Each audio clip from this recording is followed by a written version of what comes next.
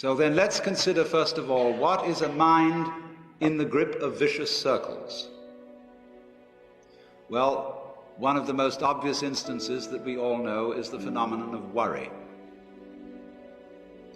The doctor tells you that you have to have an operation.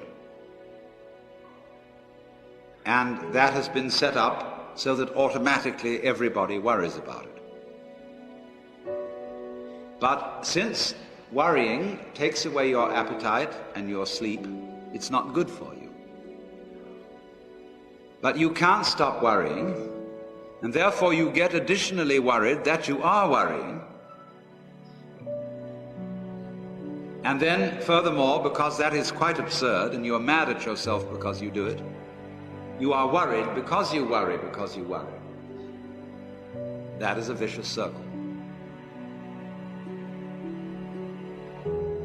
So now, can you allow your mind to be quiet? Isn't it difficult? Because the mind seems to be like a monkey, jumping up and down and jabbering all the time. Once you've learned to think, you can't stop. And an enormous number of people devote their lives to keeping their minds busy and feel extremely uncomfortable with silence. When you're alone, nobody's saying anything, there's nothing to do. There's this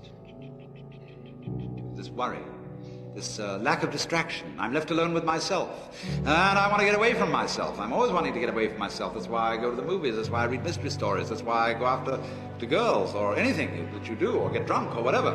I don't want to be with myself. I feel queer. So, well, why do you want to run away from yourself? What's so bad about it? Why do you want to forget this? Why do you want to become yourself? Because you are addicted to thoughts. This is a drug, a real dangerous one. Compulsive thinking, going on and on and on and on and on all the time. It's a habit. So there's a difficulty about stopping that activity. And you really have to stop it if you want to be sane. Because if I talk all the time, I don't hear what anyone else has to say. Then I'll end up in the situation of having nothing to talk about but my own talking. Or so in exactly the same way, if I think all the time, I won't have anything to think about except thoughts. So in order to have something to think about, there are times when you simply must stop thinking.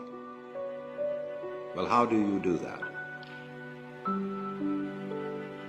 The first rule is don't try to. Because if you do, you will be like someone trying to make rough water smooth with a flat iron. And all that will do will stir it up. So in the same way as a muddy, turbulent pool quiets itself when left alone, you have to know how to leave your mind alone. It will quiet itself.